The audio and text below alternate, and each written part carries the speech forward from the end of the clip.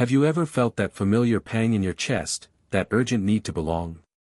As if, to be accepted, you needed to reshape every little piece of who you are.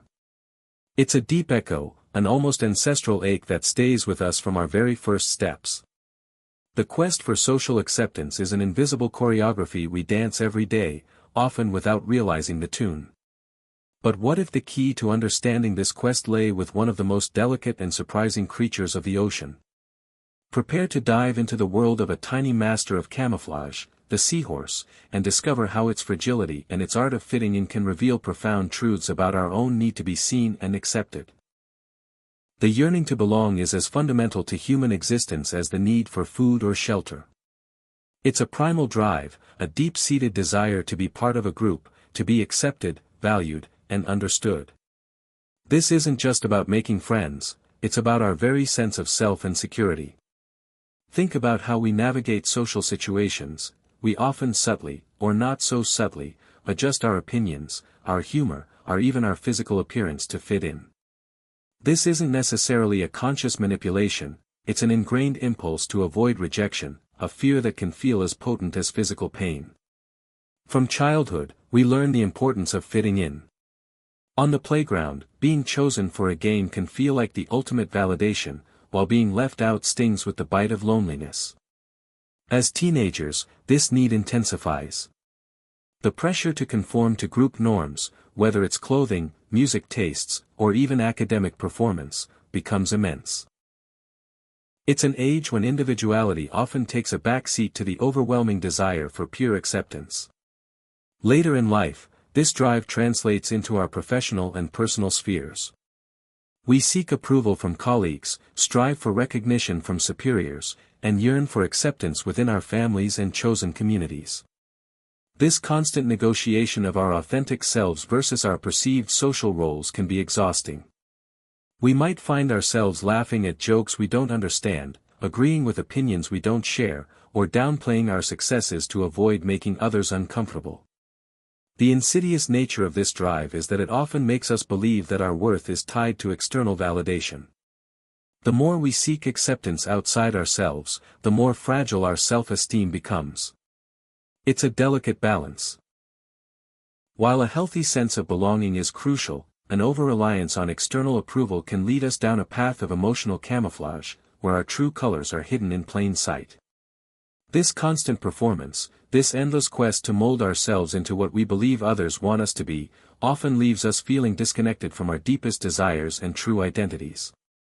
The emotional toll of always adjusting, always performing, can be profound, leading to anxiety, stress, and a lingering sense of unfulfillment. Now, let's turn our gaze to a creature that embodies the art of fitting in, not out of emotional insecurity, but as a pure instinct for survival, the seahorse. These enchanting marine animals are far from the dominant predators of the ocean. Instead, they are creatures of exquisite fragility, moving with a graceful slowness that makes them incredibly vulnerable. Their upright posture, unique among fish, gives them an almost ethereal quality as they drift through seagrass beds and coral reefs. What makes the seahorse a perfect metaphor for our exploration of acceptance is its unparalleled ability to camouflage. With an almost magical precision, a seahorse can change its color and even its skin texture to perfectly match its surroundings. Whether clinging to a piece of seaweed, a coral branch, or even a discarded fishing net, it seamlessly blends in, becoming virtually invisible to both predators and prey. This isn't just a simple color change. It's an intricate dance of adapting its outer appearance to mirror the environment, making it almost impossible to discern where the seahorse ends and the habitat begins. Their slow, deliberate movements further enhance this illusion. Unlike fast-swimming fish, seahorses anchor themselves with their prehensile tails, swaying gently with the currents, mimicking the vegetation around them. Their small dorsal fin flutters almost imperceptibly, propelling them with a grace that prioritizes discretion over speed. This remarkable instinct for blending in is central to their survival. It allows them to ambush unsuspecting prey and, more importantly, to remain hidden from larger, faster predators.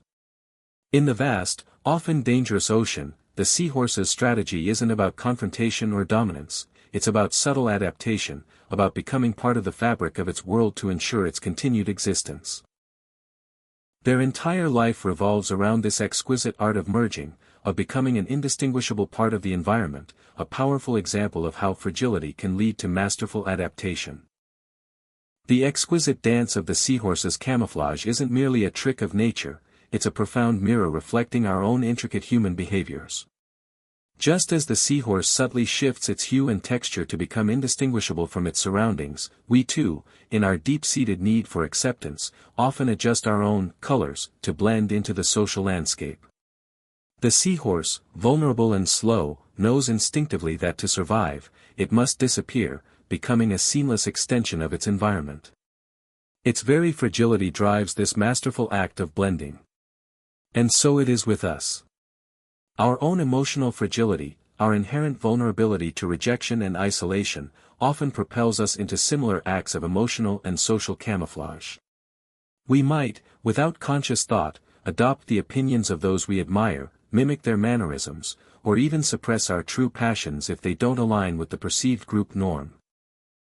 Like the seahorse clinging to a piece of coral, becoming part of its form, we latch onto social groups, hoping that by mirroring their patterns, we too will find safety and a sense of belonging. The underlying instinct is remarkably similar. The seahorse seeks physical survival through invisibility, while we seek social survival through conformity.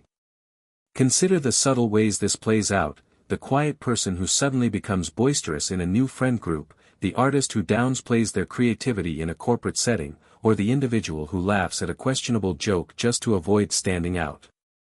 These are our human forms of camouflage, driven by the powerful, often unconscious, desire to avoid being seen as different, and thus, potentially rejected. The seahorse's evolution has honed its ability to disappear. Our social evolution has, in turn, honed our capacity to assimilate. We learn to read the room, to adapt our conversational style, and even to curate our online personas to present an image that we believe will garner approval. In essence, we become chameleons of the social sphere, hoping that by blending in perfectly, we will secure our place and fulfill that fundamental human longing to be accepted. The striking parallels between the seahorse's camouflage and our own social blending aren't just poetic, they're rooted in fundamental principles of psychology and biology. At its core, the human drive for social acceptance is an evolutionary adaptation. For our ancestors, belonging to a group was literally a matter of survival. Being cast out meant vulnerability to predators, starvation, and a lack of protection. This deep-seated need for belonging is hardwired into our brains. Neuroscientists have shown that social exclusion can activate the same brain regions associated with physical pain, highlighting just how profoundly our bodies react to the threat of rejection. This isn't just about feeling sad, it's a survival mechanism signaling danger. From a psychological perspective, this is explained by theories such as Abraham Maslow's hierarchy of needs, which places love and belonging as a crucial layer above basic physiological and safety needs. Similarly, the social identity theory suggests that our self-concept is partly derived from the groups we belong to, making group acceptance vital for a stable sense of identity. When we observe others in a group and adjust our behavior to match, we're engaging in a form of social learning and conformity, driven by the desire to fit in and avoid cognitive dissonance or social punishment. Studies on conformity, like Solomon Asch's experiments, vividly demonstrate how easily individuals will override their own perceptions to align with group consensus, even when the group is clearly wrong. For the seahorse, the scientific explanation is simpler: it's pure biological adaptation. Their chromatophores, specialized pigment cells in their skin, allow them to rapidly change color and texture. This ability isn't for social status, it's a direct, physical survival mechanism against predation. They lack the speed or strong defenses of other marine animals, so their primary defense is to disappear.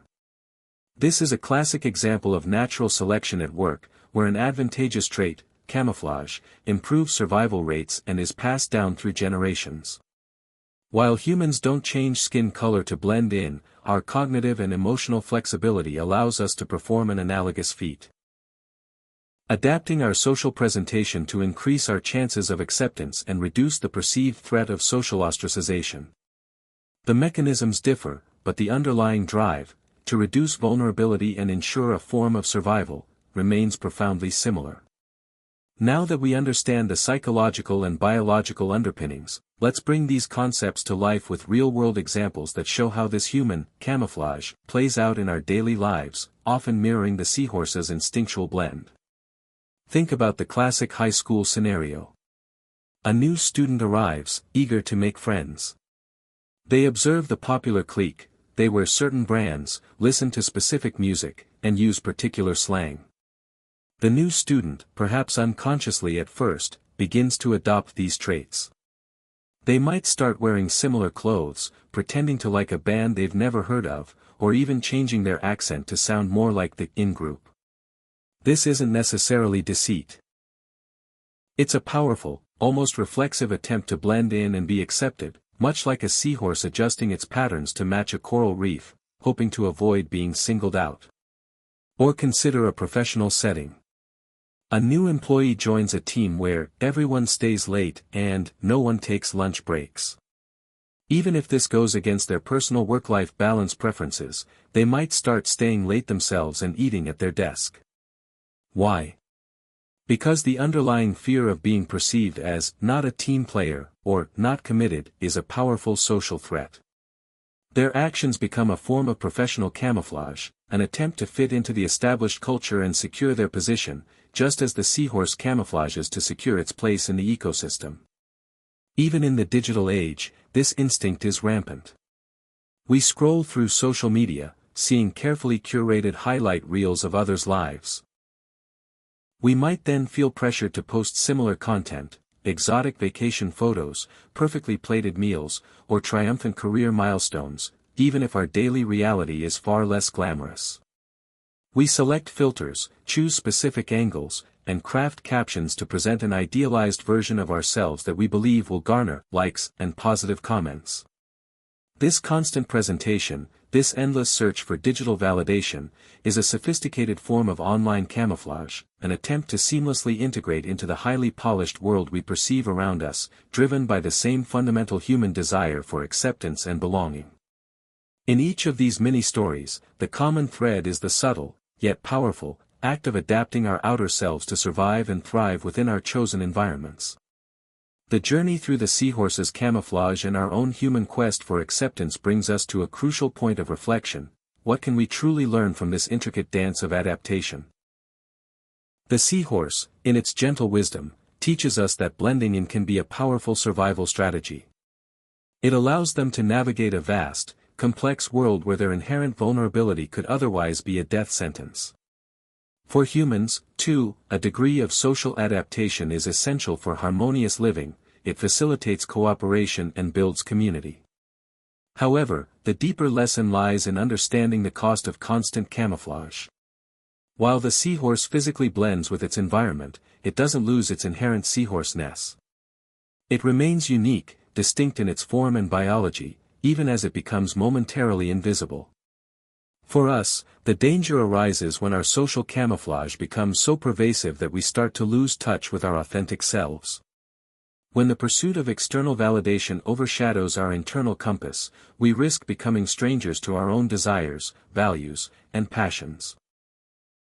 This constant performance, this endless quest to fit into a mold that isn't truly ours, can lead to a profound sense of emptiness, anxiety, and a feeling of being perpetually misunderstood.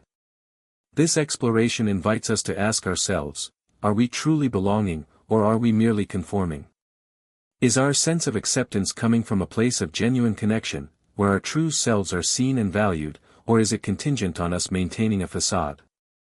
The seahorse reminds us that while adaptation is key, authenticity is equally vital. It highlights the quiet strength in being vulnerable yet true.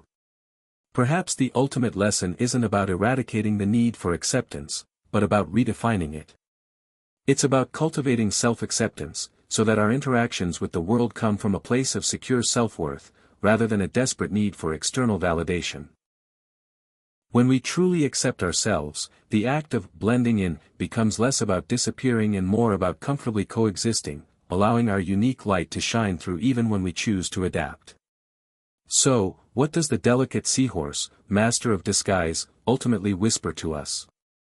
It reminds us that while we might instinctively change our colors to navigate the vast social ocean, true peace comes not from becoming invisible, but from understanding why we seek to blend. It's a call to reflect: are you camouflaging to survive, or are you truly thriving in your own authentic skin?